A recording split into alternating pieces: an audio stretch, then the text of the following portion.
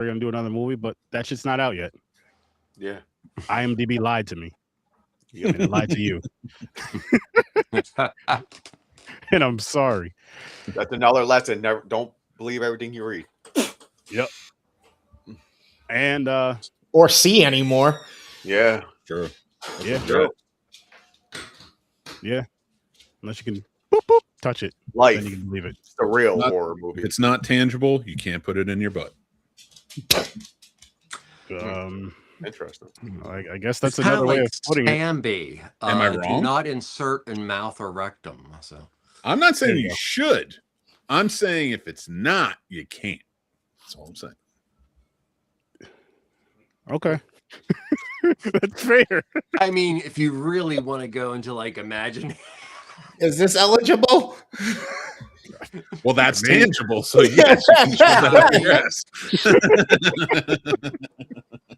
I can't believe Chris Holy somehow in shit. 2026, like the second time I saw him, invited me to tell him to shove something up his ass. Basil Rathbone was alive today, he'd star in the Invisible Butt Plug. And thus the reason invisible I butt keep plug. getting ads for HIV or PrEP. Oh my gosh. Oh my Soon. gosh. Soon. But how's everybody doing tonight on this lovely Thursday night before this fucking storm comes over the weekend, I'm all right. Oh, yeah, Saturday and Sunday? Good. Real. I can't wait. Yeah, You me- guys are more in the well, Mick, you're more in the ice zone, aren't you? Snow and ice. Where Snow they're and looking at ice. 12 to 15 inches of snow and 1 to 3 inches of ice. Virginia's shutting down. Insane. They're done. They don't know what to Yeah, do in that Virginia's done. shit. You might as well just go up to Schenectady and hang out with them. It's the same shit. There's a reason I said I don't want to move to Schenectady is because snow and ice storms. Mhm. Well, Oh, there's many reasons I don't want to move to Schenectady. Bro, I went to go get some bread and milk.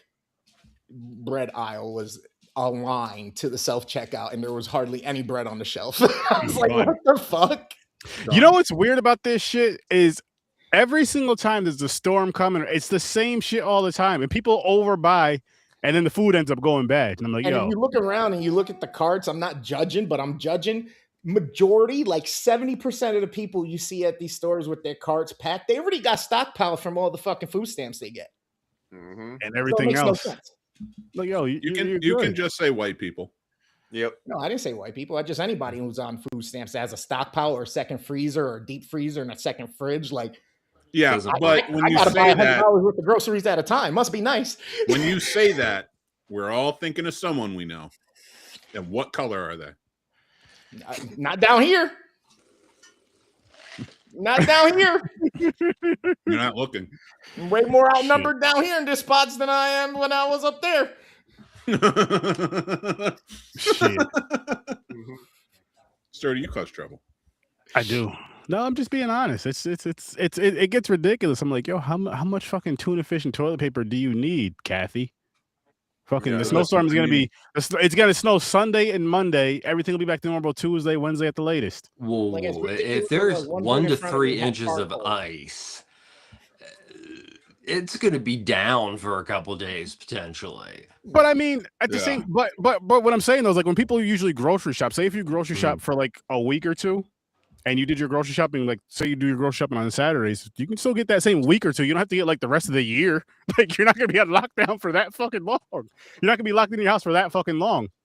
There are a lot of us that kind of like hunt and peck as far as like shopping. Chad. So, I mean, for me, I'm sure I could find stuff to live on for a few days. It's not a big Yeah. deal. But, you know, if you live life like that and then you hear that, you get, Yeah. Mm-hmm. yeah, people like to get excited about things. So, It was you know. weird though, because magically you should have seen some of the sales. The breads that were usually $4 or $5 were $1.99. Potatoes that are usually $6 a bag were 2 for $4. Yeah, Like, because that was all that was left from 3 weeks ago.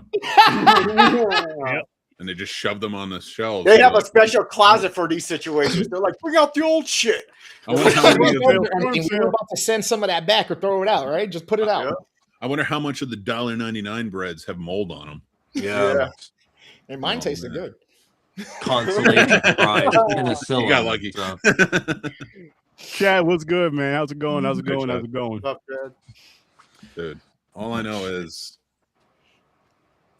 fuck ice coming in like this and causing so much fucking trouble. And I just wish we could completely be done with this and not have to worry about all this bullshit ice that's coming our way and fucking with things and potentially trying to throw its way. I mean, trying to really make things slick and scary. So fuck that ice, man. Just seriously. Watch out for that black ice, I too, agree. God, abolish ice, dude. Abolish 30 this minutes ice away coming from in me, here. there is a detention center being opened. Wait, what? There's a detention center for ICE being opened 30 miles away from me in Hagerstown. Wow. I can always appreciate when sharing information like that. I can never appreciate when you stamp on my hilarious jokes. Oh, sorry. I'm just saying. No, you're good, dude. I'm messing really with you. scary. It's frightening beyond belief. French 75? What? Not us, because we're too slow and too old. We're going nowhere. Oh shit! I just meant let's pour some ice pellets down. Maybe they'll melt away. It'll be great. Salt. Oh, the ice. Some of these sweaty motherfuckers look like they have too much salt. Are you talking about that ice smell that almost looks like bullets? Bullets or pellets? BBs. Or bullets? No, bullets don't look like pellets. Missiles? Have you seen a bullet? Rocks. I mean, I've seen and many your other John Wick option is a movies, and musket none of them ball, have and I haven't pellets. seen many with muskets. So. Oh my god, this is ridiculous. That would be really surreal. But I'm gonna tell you guys right now. You guys are the clowns right now in the cornfield. You know, I can live with that. I can live with that today. Clown in a cornfield. Not a bad movie. I will say not that. a bad movie. It was entertaining. Let's kick it off with our ratings. James, what do you got for us? I thought it was better than I thought it was going to be. So it's 7. I'm going to give this one a 7. Mick? I really like this one, and rewatching it, I enjoyed it. There's some things I missed in it. It's nothing to write home about. I think I'll give this one a 6.5. Trevor? I'm gonna have to go with Mick, 6.5. I was pleasantly surprised by the film. After learning that it was an Eli Craig production, he did Zombieland, also Tuck and Dale versus Evil. The good elements of this film really started making sense. And it does. It literally delivers itself as, if you, like me, I went in, I saw the poster, and the first thing I thought was Tubi dredge the worst freaking clown exploitation shit ever. And I'm really pleasantly surprised by a very well-written script, legendary like TV and supporting actors, literally supporting a new generation of like TV and small production actors to actually have a legitimate ensemble cast that, well, fucking works well, and a twist that honestly is pretty damn awesome. I didn't know. Also, I didn't know Elon Musk was in this movie. No. Well, the other really cool thing is it touches upon analog horror, and I think it does a really good job of also touching upon how this almost cultish-esque criminal element have created their own lore in themselves in a like traditional way, but they decide that the next group of people who need to be abolished are creating analog horror. And I liked that in it, because there were a lot of times in the film that I was expecting it to go in a cliched way, and it didn't. It didn't at all. So yeah, I give it a really solid 6.5. And if you don't have anything to do, this is an hour and a half that you will not regret using. How about you, gamer? I'm right there with the last couple guys. 6.5. Decent time. Has a few shortcomings. Nothing too crazy, but by the end of it, I was even chuckling at some of the things. Mhm. And by the end of it, I'm not gonna lie, like when the kid's hanging or whatnot and has his little monologue there, his dad, I was kind of like, "You go, boy." You said what you had to say. Oh, No. that was I loved that. The thing is, you knew it was going to happen, and this thing, Eli did a great job of doing it and not having it seem exploitive. Yeah. And it was really just adorable. Like, he survived, he saves him finally because of this, intense, epic moment. It's just like, oh, fuck it, all masks down. And that was really sweet, and it wasn't exploitive in my mind. And that's why, that's some of the things you can say about, one of the great things about Tuck and Dale. It's unexpected, it's not offensive. And Zombieland, the same thing. It's not offensive, but it's funny as hell. And so Eli Craig is a damn good filmmaker. And yeah, this is solid. I'd argue that other one we were talking about earlier, Little Evil. I haven't seen that one, so I don't want to. No, but I think because you like these and because they are like pleasant to watch, a pleasant experience in horror. Like, I think you will. Like, I think like if this is the theme that you're feeling from it, like I can tell you, like I would call that a 6.5 too. Like, that is a good solid movie that I think horror fans will really enjoy. And Cinephile brain rot, as I like to call it. I don't honestly. I mean, I love it. It's great. If you want to be completely honest, just to kind of compare this movie to another Cornfield, I think this is better than a Children of the Corn movie. Oh yeah, I do too. But a lot of people hold that up to like this esteem because of Stephen King. But like I never really understood it. I was like, it's fun, it's fine, it's got some creepiness to it, and I like the characters. It's not the book or the story, and it's not going to. And this movie like brings more movie to it. I'm not going to defend this like it's the greatest movie ever, but in horror movies, especially within the last 5 years since COVID, we are starting to see it get better and better, but it has been some largely missteps, in my opinion. There's some gold too, but largely missteps. Yeah. And this one at a 6.5 for me is like, this is a solid movie. Like, I mean, I can think of beloved horror movies by all of us that are way worse than this movie. Yeah. So I mean, I don't think it's just easily digestible. I think he puts together really well crafted horror comedies. And my only thing with him is these comedies, like if they were directed by Edgar Wright, you'd be like, these are phenomenal. Yeah. But he's just not on that level. So like these are just solid, above average solid movies in my opinion.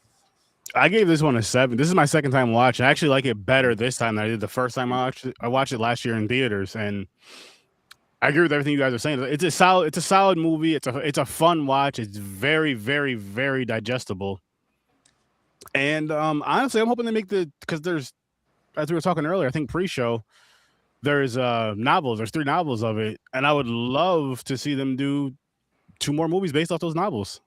Yeah, he's not gonna read them. Come on. Well, no, actually, I did download them on my Spotify, so I'm not going to read them. I'm going to listen to them. You're right. But the author was actually working with the people that made this film. I don't remember. I can't think of his name. I can look it up though. But yeah, it was because I was reading that earlier, and he was in close connection as they were doing this film. So I'm like, if that's how they're going to do it, do the next 2 and keep it that same. Adam Caesars. Wait, so there's going to be 2 more of these? I hope so. There could be. 2 more This books. was an indie movie. It did well at South by Southwest though, and usually it was $1 million budget, made $13 million. That's a win. That's not bad at all. That's amazing. That's a nice there's something one. else about this film that I really liked, and I usually, you see it in so many movies and everything, and it's not really that believable. But Katie Douglas played. I mean, my daughter's 16. She plays that age great. Mm. How old is she? She was Oh, she's she was 27. a standout actor in the film, and that's the thing that you've got. Okay, so the doctor is Aaron Abrams, and Aaron Abrams has been on like every freaking television show ever. Like you'd probably see him on CSI, and then Arthur Hill is played by Kevin Durand, who has been in 130 films. Yeah, so you've got these two like legends, hardcore actors. This is what they do for a living. So Eli brings them in, gets these promising young actors, and I bet that's how it worked. And because that's one thing that I can say I loved most about the film is I thought the chemistry was good. Mm-hmm. Agreed. Yeah. So you want finding out what the killers in this movie? I guess they're right in the beginning from the help of it. I do So want to they just start- say before they we get to start- any more they start- spoilers, I Yep. know this is a spoiler show, but remember, like, this is last year's movie. Guys, we're probably going to get into spoiler territory. So if you haven't seen it and you don't want to know, you probably don't want to stay for this. Yeah. So I just wanted to give the disclaimer while we're here. Yeah, Oh, there yeah. you go. Yeah, Horror Research 30 has been going on for 8 years, and if you don't know it's a spoiler show, if you've been here for the whole 8-year ride, come on, guys, pay attention. Pay attention. Fair, but you're always going to have new people coming to watch. I was getting to that. If you're new, this is a spoiler show. The only way we won't spoil is the few times where I may get something from like an indie. You know, they'll send me something like, "Hey, you could talk about it, but please don't." That's the only time I'm not going to spoil it. Other than that, I'm spoiling it. Just to let you guys know. That's why I do. If it's older than 3 years, don't ask me. It's your fault. You do it. But go ahead, James. What were you saying about it? Well, I was saying about because I watched it, Welcome to Derry recently, and you know how the town acts in that. Soon as I seen what all these older people had, like every one of them was like a little off. I was like, I know. Okay, I got it. It's the town. I was like, I got it. I like that connection that you made with that because that is very freaking true. Like, it clicks right automatically. Like rewatching. I didn't know it was the whole town. Rewatching it, chapter 1, you see a lot of it. You see a lot of certain things that you may have missed just like watching it the first time. Like watching it again, you see a lot of things where people are just kind of looking the other way, the red balloons and all that shit in random spots. I'm like, oh, okay. Okay, I like what they're doing there, which we will be talking about it, chapter 1 and 2 this Saturday on Popcorn and Pints, 9 o'clock Eastern time. So you guys should definitely tune in for that. You know my pet peeve? I don't count it towards my score because a lot of movies have this. But I love when the new kid transfer student is in town. For one, she makes friends. Like she says to the father, he goes, "Oh, I hope you make." Nope, no, I don't have friends. And she makes friends in 2 fucking seconds. A whole fucking group of troublemaking kids for YouTube because she's rebelling now because the father. Oh no! But anyways, first off, as a filmmaker and a child filmmaker with his own camera running around with his friends, I want to point out these were not mere YouTubers making these. They were making horror films. These were filmmakers, and I had a deep appreciation for how they were doing things, and I loved this. It was good. It was creative. And let me tell you something, James. Just like us, filmmakers will let you in, buddy. We're not going to let you be by yourself. We need somebody on the fucking booth. The person who would run around at even younger than the age of these people in the film. I don't want to say kids. I don't want to seem old. Who made half-ass mafia films. Yeah, that's why the analog horror thing was like the first thing for me, because it is such a new voice in horror, but also how to mix horror, cinema, and multimedia. So yeah, I mean, if somebody would be new and gives off like this air of geek among geeks, yeah. Yeah, that's what happened with my daughter. I mean, she's like the upper level band just like we want you to have, this. Nice. So, it's in high school, talent can actually be seen by other people. So, You know what part had me laughing? And I feel like if you have a teenager in your house, you could relate. Is when the father goes upstairs, not even saying your kid's sneaking out, but just teenagers being teenagers. He slammed the door. He's like, fucking teenager. Yeah. I'm just like, oh my God, yes, man. Yes. But it was kind of I don't know why I say funny, but it was kind of quick how quick she was cool with these kids. I'm not saying that that's impossible because kids can do this, but it was like really quick. And like within the same day that she meets them, she's partying, she's drinking with them, she's making out with the one dude, and the next day she's trying to smash. I'm like, yo, this is fast as shit. This is fast as shit. I know it happens, but god damn. You gotta remember, she was a junior in Philadelphia. Yeah. I mean, she's coming from a city. I mean, not say anything else, but she probably was a person who was living a little faster than they were in this town. Yeah, I mean, and then of course, especially with everything that happened with her mom, her mother, and everything, which probably was a long thing coming. So, I mean, I get it too. At the same time, the rebellious teen, you get forced to move somewhere where you don't want to move. You just lost one of your parents, and then you finally kind of find a little click, and it goes. Oh, and by the way, all these movies. I don't think she was being rebellious at all. No, you gotta don't hang out with those people, then you're curious. Oh yeah, that's the first thing you're gonna do. As soon as your parents say, "I don't want you hanging out with this group of kids," okay, mom. As soon as she leaves, where are you going? Well, up until that point, she had 2 examples of people in the town, right? The homeboy that showed up on her door out of fucking nowhere. Rust. And then the other kids that she just interacted with in the class. You know what I mean? Can we talk about that really quick though? Because I'm telling you right now, if this random kid just knocks on my door, there's no way in hell but walk my daughter to school. Hey, who the fuck is this dude? Well, that part, yeah, but I'm saying it was a polite thing to do. I was like, what the fuck? Why was he stalking her already? But he was just introducing himself, and he just warned her. He said, "Hey, stay away from. There's some kids are weird. Stay away from them." I mean, I'd argue with all of your logic on how they handled this movie, especially after the fact we spent the wheel on fucking 80s movies starring the Brat Pack, and how ludicrous every interaction that every single one of them has with anybody is at any time. Well, everybody on that movie, including the writers and directors, were on cocaine, so we understand why that went the way it did. That's not fair. Yeah. That was a bunch of drugs. Let's do a movie. Let's write something. That's what these kids were doing. That's when the NLS were great. Oh man. But another thing in the movies that's made me laugh, because it happens in a lot of movies. So it's a movie about. So they made it seem like these kids are fucking making videos for years.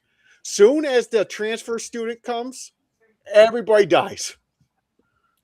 The murders start happening. Like, the fuck? You just brought bad luck to the town. Just before that, the fucking factory, which everybody worked at, burnt down. So now economic crisis. And then on top of it, then the brother's sister dies. That then makes the dad, who's already in financial hardship and turmoil, make choices and all this. I will say, it's been a while since I actually watched a slasher movie where there's a reason. I'm not saying it's justifiable. I'm just saying there was a reason. That's true. It's been a while. Everything else is usually just cuz. Even though he's the one that burnt the factory down. Yeah, but he didn't. Right. The father. And by the way, doesn't he look like Elon Musk? Yes. Or at least act like him. I thought we got it the first time. We knew who you meant. Oh, okay. I could see the resemblance. I could see the resemblance with him. I was like, yeah. And his son looked like Sean from fucking Boy Meets World. I'm surprised he didn't do this throughout the whole fucking movie, flicking his fucking hair and wearing a leather jacket. You got parents. I don't. It was like that was every episode of the show. Yep. Yeah. What's up, Jason? What's good, Jason? What up? But what was I gonna say? What were some of your guys' favorite kills? So I liked when the boar came down and smashed the head against the barn door, the wall. I thought that was pretty cool. The dude that worked in the shop. Yeah, I was like, yo. The cattle pry towards the end on the sheriff. Oh, down the throat. Funny. Yeah, that was funny.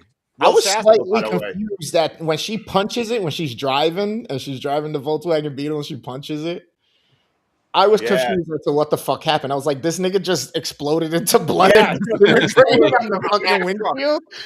Yeah, my girl was like, no, he had the saw. And when she hit him, it came down, split him in half, and that's what I was like, yo, you caught that?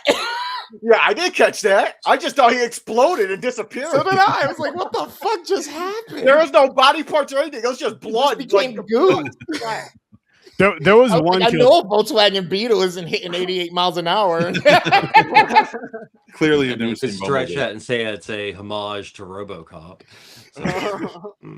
I like the It was more of a funny kill to me when Well, they step out and there is a branded little bug Jeep for everything. I mean, which I thought was really actually really cute when it gets to the point where they're gay, and it just literally tells you if you're not laughing your ass off, you don't get it.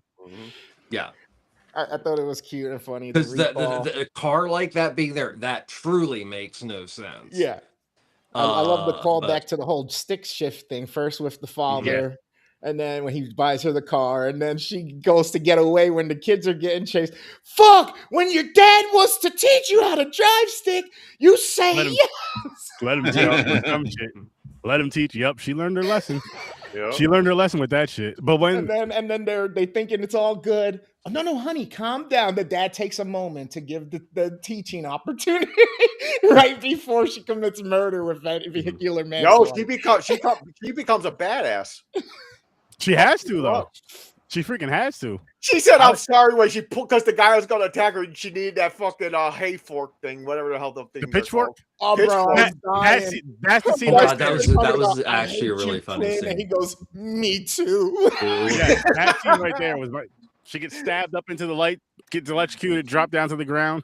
Yeah, they both say I was like, yeah, that scene right there was good. It was funny. It was kind of a cool kill too.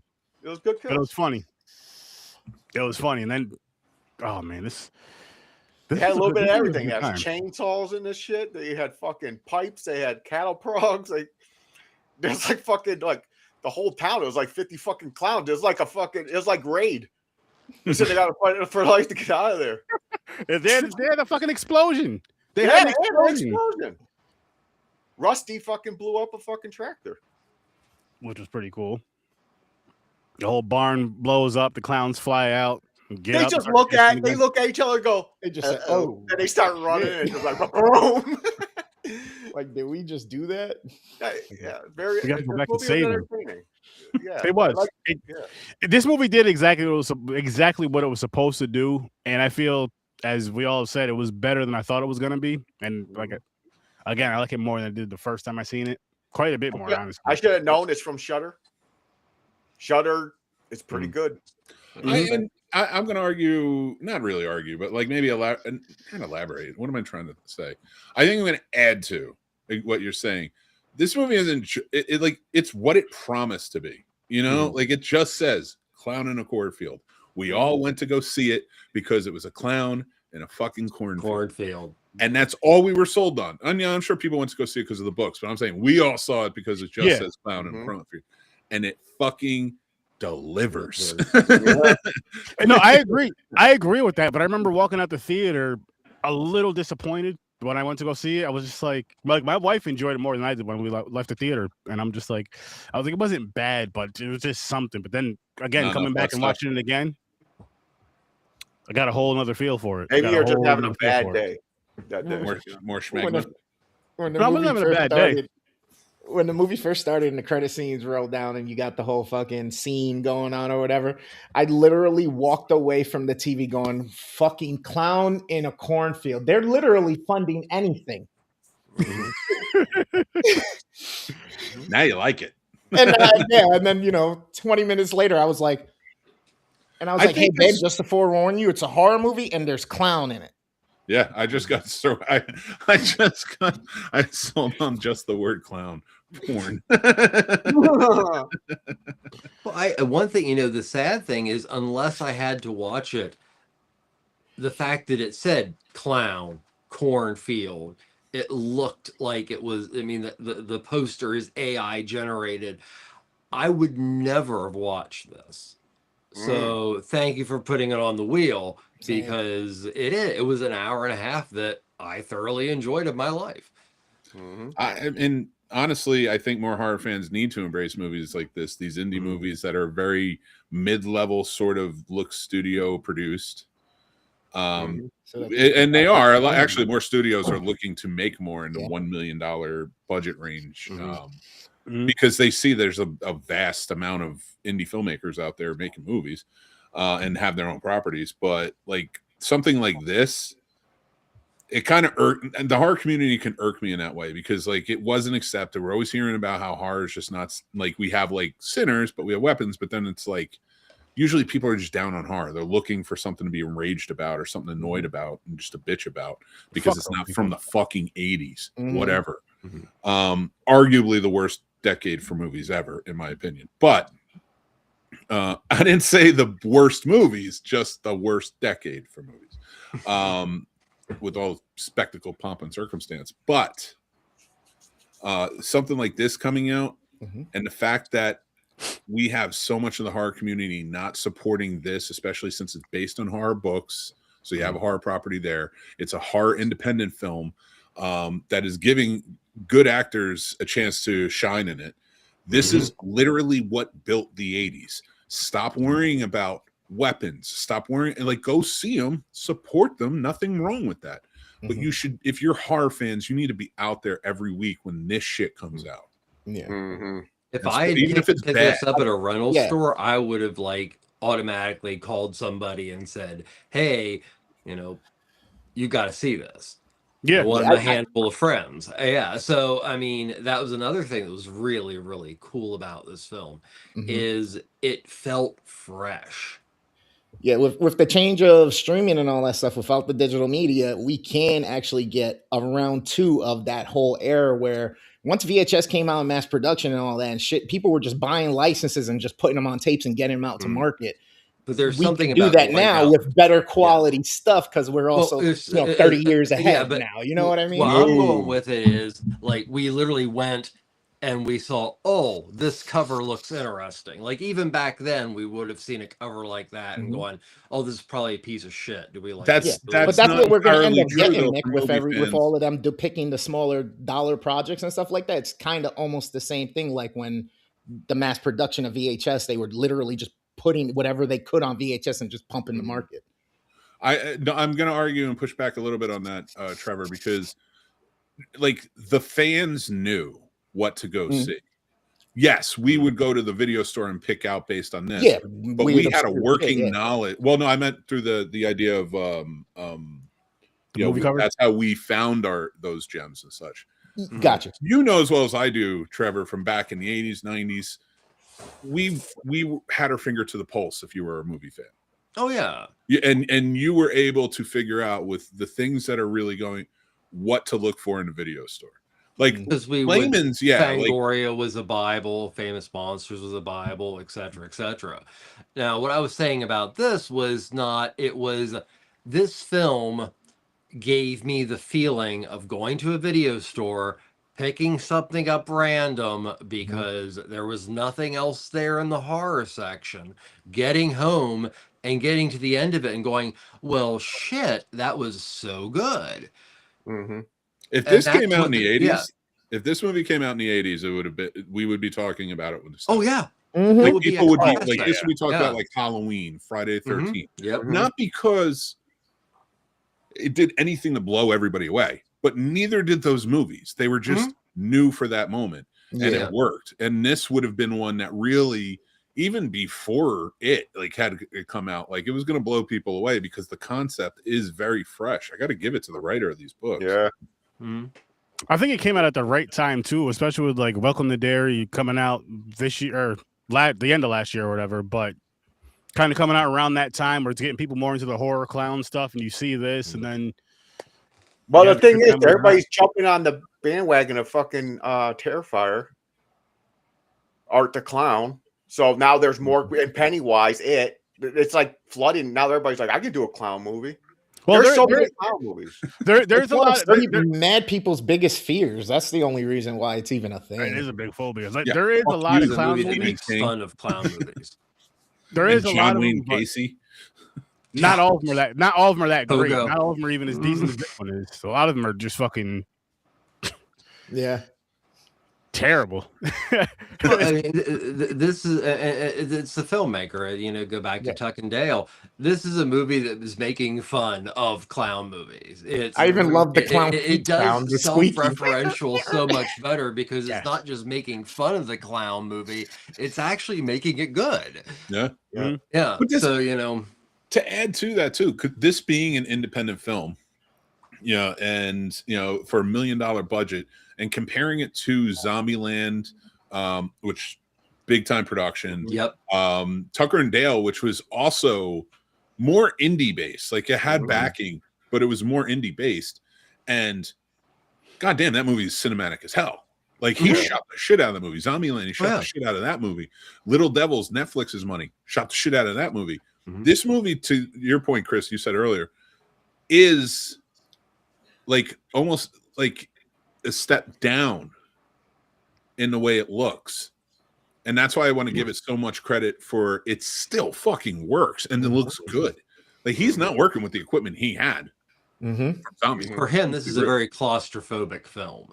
Yeah, he's got big scope, and this works. And again, I don't want to praise it. I give it a 6.5, but I do think it's a good horror film that, I'm gonna bump it up to a 7. There you go. I'm going to do the same, actually. There we go. I think this is a solid film that deserves to be remembered in the horror community. Yep. It does. And it's something that, I don't know how often I would watch it. If they do make a sequel or sequels, I like to watch, 1, 2, 3, so I'd watch them back to back to back. But it's something that's worth, at least for me, I'll say, because I watched it twice, at least a 2-time watch. I'll say it's worth at least a 2-time watch because I feel like it is that good. And maybe one of those things to where if you're someone who hangs out, if you do watch parties or have people come over and hang out, you should check this movie out. I'll watch it with you, type of deal, because it's worth that at the very least. Agreed. It's no sadness, it's no sinners, but it's a different type of film.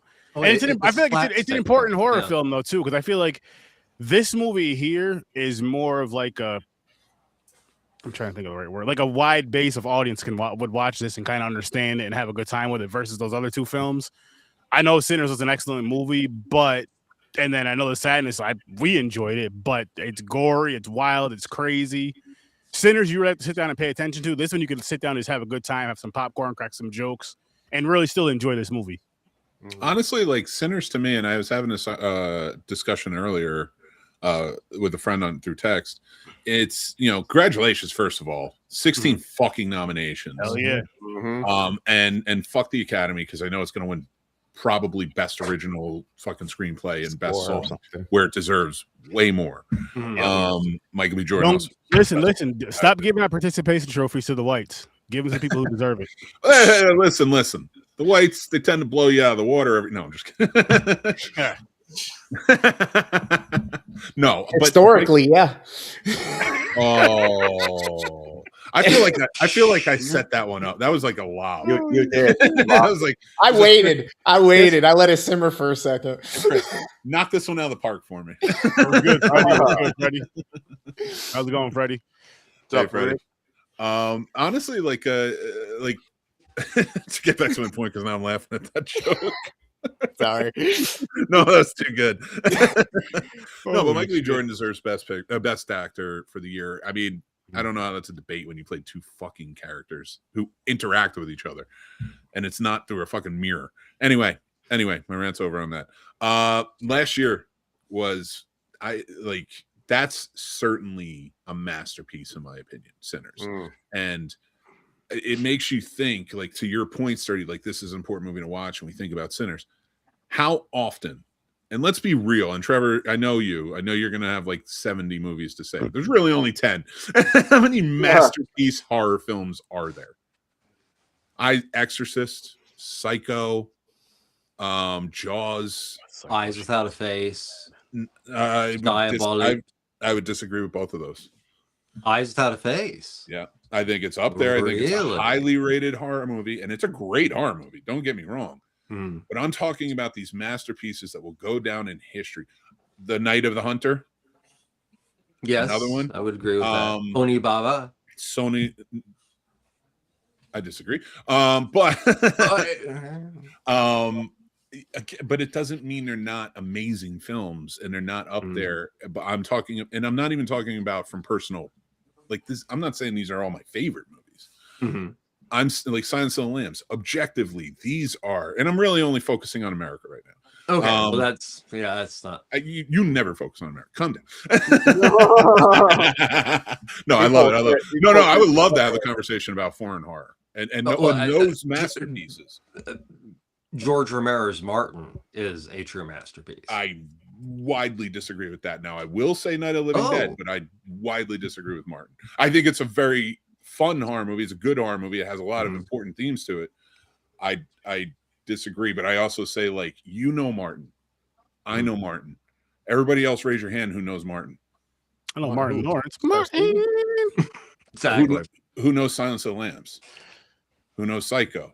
Like, and again, I'm not arguing that these movies are better than the movies that you're naming or this, that, the other thing, or whether you like. But objectively speaking, in the terms of the film industry, Hollywood, and the remembrance of film legacy, there are a handful of horror masterpieces. Everything else fits right into horror where it should be. Horror is a genre that is too big to have all of the masterpieces in the world at the top. Like, they try to push that with dramas and shit. Look at The English Patient. It's considered one of the greatest dramas of all time. That movie is bullshit. Hang on. Who said that, though? The Academy. The industry itself. Fuck the Academy and fuck the industry. You guys are fucking wrong. You guys didn't even watch that movie. What happened was somebody paid you. You got your dick sucked. Oh, this is a great movie. That movie fucking sucks. Yeah. It's boring. terrible. Fucking boring. You know, so like, but with the masterpiece side of it, like, I would put Sinners up there with that. Oh yeah. And that's what's going to go down as being remembered. And they're the ones that really are nominated, not just the Academy. We talk about just the Academy, but all the award shows. They're the ones that are always going to be pumped out. And the thing I love about horror that is up there is they're all good. I brought up The English Patient with dramas. Fucking dog shit. I hate Driving Miss Daisy. I fucking hate Driving Miss Daisy. Yeah. And the fact that it won and Do the Right Thing wasn't even fucking nominated. Whatever. That's an old argument. But yeah, I hate that movie. And that's considered one of the greatest dramas of all time. You cannot do that with horror. You cannot. Horror fans can be assholes and just be like, wow, this is the greatest fucking Nightmare on Elm Street 5. I'm like, come on. Like, you're fucking retarded. Like, shut up. You know, like, I'm sorry, but it is. That's what I hear all day long. You need to check this out because everybody's chasing the next thing. And by the way, that word no longer means mentally challenged or anything. It means MAGA. So I just that's what that word is for now. It's a representation of them. So regardless, I don't know, cancel me. I don't give a shit. However you're looking at it, name a bad horror movie that's held up high. In top lists and anything else that's truly a bad horror. Oh, Alien, of course, is probably one of the top masterpieces in horror. I just want to try that out. But it's also more sci-fi if you really want to cut. Yeah, that's true. Yeah. I again widely disagree with that. I would say that about the sequels. That first movie is very science fiction based. Do not get me wrong, but it is way more Halloween than it is Star Trek. Yeah. And the horror is space slasher in its own way. Yeah, I mean, you can then you can say house slasher, or you can say camp slasher. I think you split hairs when you put something on it. Just because it's in science fiction realm doesn't mean it is fitting the science fiction tropes. It fits more horror tropes than it fits science fiction. And again, I'm not arguing that's not science fiction, but I would argue that it's more of a masterpiece of horror than it is just a masterpiece of science fiction. I see what you're saying with that. So, that is it. I'm just arguing for the horror side of it, not that you're wrong or that it's not science fiction. In no way, shape, or form. I'm just arguing for we remember Alien, not for science fiction, but we remember Aliens, and it ain't for horror. So, somebody wake kicks the fuck up. Oh man. Oh man. Alien is a slasher.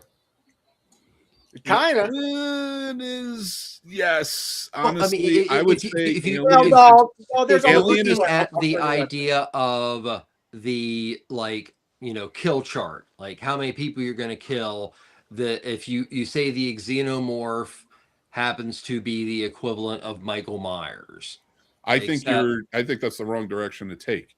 This isn't a slasher. This is Norman Bates. This is your perverted creep hiding in the fucking shadows, watching you as you're showering and then coming out and killing you. And you have no idea what the fuck's going on. It's more Norman Bates than it is. Well, it's close to Michael Myers because he's based on Norman Bates. But like, I would say it's more in tune with a Psycho in terms of its story than it is a Halloween.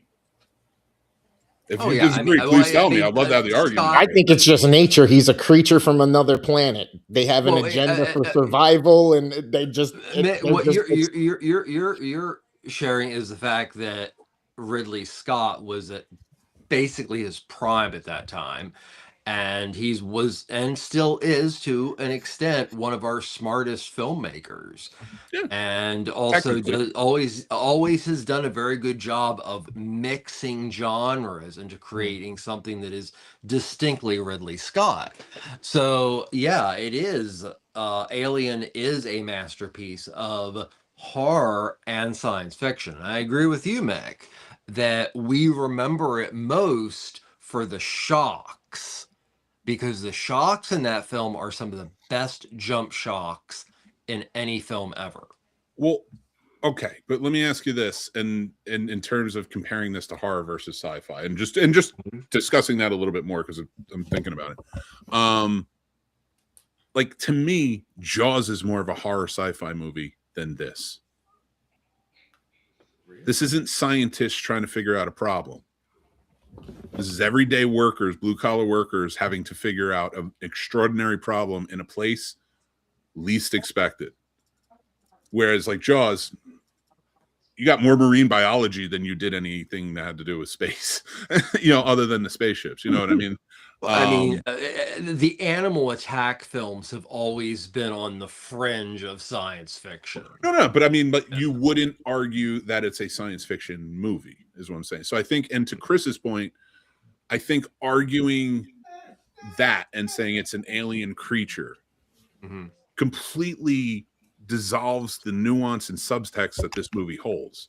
And it's a note. That's why these movies are masterpieces, is not just that their stories are great, not just that their plot points hit, but that there is so much nuance and subtext and just context that you get over and over again watching that you didn't see before. Like, that's what makes these masterpieces special, on top of the brilliant technical aspects. But and I think that's, to me, why these types of movies stand out and do get nominated. It's almost like they can't not nominate it. They can keep not letting horror movies win because I love that shit, but they can't not nominate it. Also, I'd put Get Out in the masterpiece section too. Get Out? Yeah. And if you want more alien talk, we will be doing Alien versus Predator some point. So look towards the future. I think the original Hellraiser is a masterpiece. I wouldn't argue that. It's funny you mentioned that. I would not argue it. Wow. I would not argue, because it is truly the vision of an auteur. Yeah. I get it. Yeah. I get That's it. interesting. But I would, this is the thing, I wouldn't like even the early part of slashers like Friday the 13th, and I honestly don't. I didn't really. Okay, I'm going to say something controversial. I really don't care for the first Nightmare on Elm Street, and I really don't care for the first Friday the 13th. I think they kind of drag and are boring. Sturdy's about to go crazy. No, he has a right. I'm kidding. Yeah. So I mean, I guess I just look at horror a little bit differently, and everybody does. Oh yeah. But that's but when I Alien, that was like. But that's what I mean. Like, I love Friday the 13th. I love a Nightmare on Elm Street. I would argue that the script for Nightmare on Elm Street is fucking brilliant. Oh, it is. That's a whole different argument. You know, the masterpiece side of that is I'm talking about writing now. Yeah. Movie-wise, like, I love those movies, and I do think that they are pillars of the horror genre because of the time that they came out. And the influence that they had on the horror genre, and still do. Vecna's basically Freddy Krueger, you know. Exactly. So when I watch like those movies, and I think that's why it's so important not to argue what's number one, what's better, this or that. Not to argue that. I hate that shit. That's rage shit. That's how you get into competitions, and they do that shit all over YouTube. To me, it's like we have to recognize the levels of movies that exist and have always existed, because when we don't recognize them, they disappear. And those are very important stepping stones for filmmakers. You can stay in one space your whole life. You know, you can even downgrade. We've seen Spike Lee. You know, like you can even downgrade. And I love Spike Lee, so don't get me wrong. But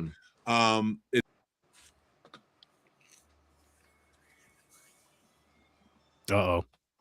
I think he froze. He glitched. Or he froze, or he's having a stroke. He glitched. We glitched. He's off. Okay, you guys caught us. There's no such thing as a Mick. He's an AI. Just a program. It's just a program. It froze. My bad.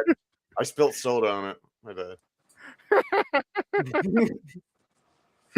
I spilled soda on it. My bad. Oh shit. There he goes. Oh, there he is. Nope. How many of you said thank God? Peekaboo. How many of you said thank God? I said you are AI. So there's no such thing as Mickey's AI. There's no such thing as AI. Oh, you guys didn't go away. I heard everything you were saying, and then all I heard was, I froze again, and I'm like, fuck. I'll shut up now. But like, I do think it's important, like, to have those levels, because we see it all throughout. It is a business, and having that business keeps people being able to make movies, have these influx. And that's, like, in my opinion, the only good thing about the 80s. It really kind of set those bars. It was there before, but it opened it up because more directors had a chance to build themselves up and stuff like that. So, yeah, I love it. Like, I love. So I think it's important to have those in all movies. Oh, I agree. And appreciate the filmmakers who are doing them. Oh, what are we going to get next week, Philo? Let's see. Let's see. Uh-oh. Dun, dun, dun, dun, dun, dun, dun, dun. I'm going to take the next week off. I got to give Trevor a break.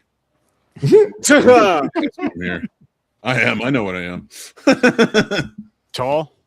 Old? I'm a tall pain in the ass. A tall pain in the ass. True story. Oh, man.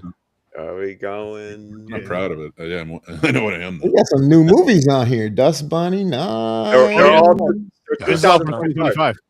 Well, newer. Yeah. Uh-oh. I didn't see I this told you guys about this shit. Yo, I'm gonna argue this right now. This was nominated, but I think this is a bullshit one. I don't think this is a masterpiece. Oh, I didn't say that. I never seen it. Dragging my ass on this one too. Me too. It's good. Thank It's a you. good movie. The gore is fucking excellent. That's what I've heard. Yeah. I've heard that it holds up as a body horror film very well, but then I've also heard people like, Second Coming level Cronenberg. No. Yeah. So like I like Demi Moore, like I feel like Margaret Qualley was really good in it. Demi Moore's fine. But they charged her up, and like I'm like, why isn't Margaret Qualley nominated? But she is. And they're playing the same person, and she did it better. I like Demi Moore. She's fine when she shows up, and I realized that they nominated her because they owed her after St. Elmo's Fire. But Oh my God. But let me tell you, she's not an Oscar caliber actor. No. In my opinion. So I've been wanting to see this movie though. Me too. I've been really wanting to see this movie. It's been when did it came out? This one came out in 24, I believe.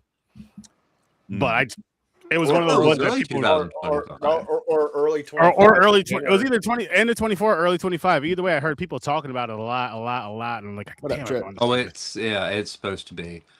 So I'm very excited because it's one of those movies that I've been putting off, not because I don't want to see it, but I also, you hear so much about it. It's just takes you out of it.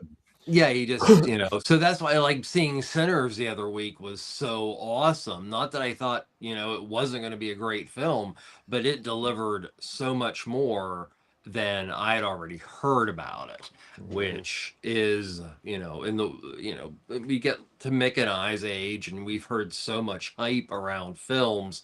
It's very easy to, hype can kind of push you away a little bit. I like how how the substance is our age. Man, He's only a year older than me. We're old. Yeah, You've got to realize that now, James. We're in our 40s. We're the people we looked up to. And I'm laughing because he left me out. He didn't say we have gray in our beards. Welcome to it, Sturdy. Who said 40. That's gray? Oh, that's right. Well, that could be some special sauce on a weekend. Yeah. Less than 2 months, then I'm in your club, Mick. Hear that, Mick? Yeah, hit like for me. Whoever's watching. Listen. Trip. Don't do it. Get out of don't do it. Whatever they accept. Or the show. You don't want to be here. It was good. You don't want to be here melting. You watch us and you get body horror is objectively my least favorite horror subgenre. And really?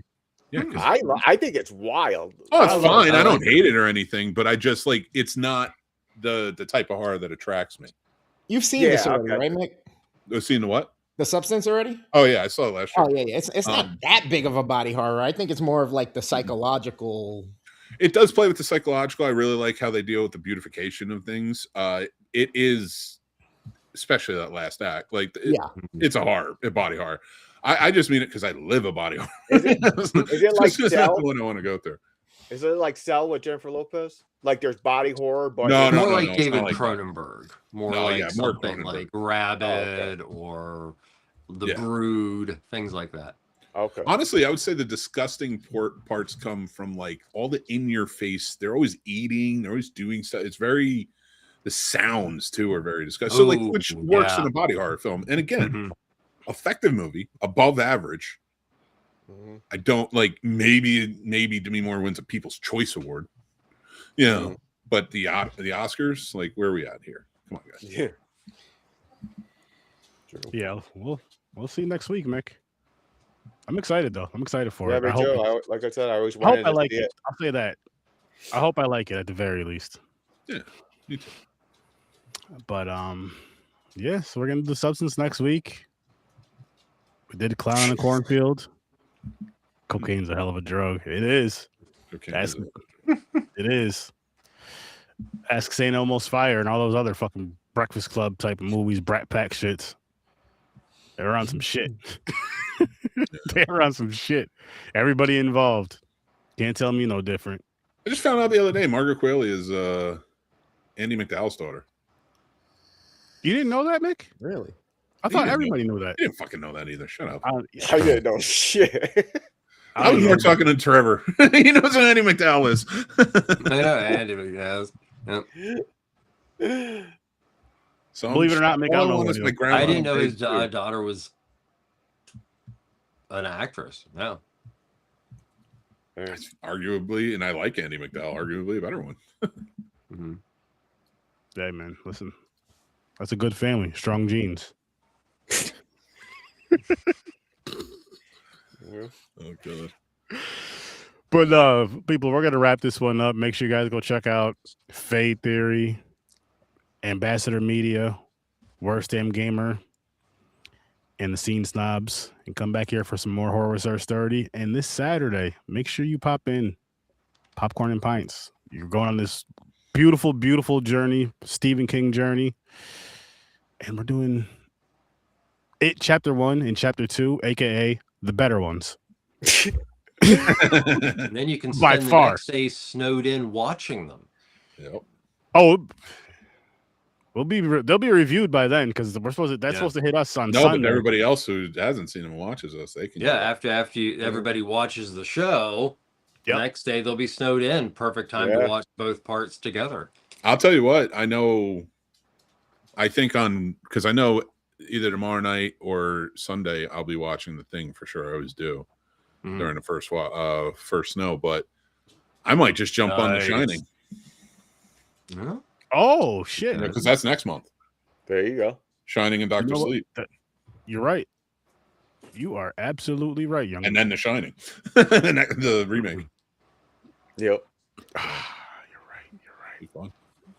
But with that said, people, we're gonna get on out of here. I'll see you in your nightmares. Have a great one. Peace.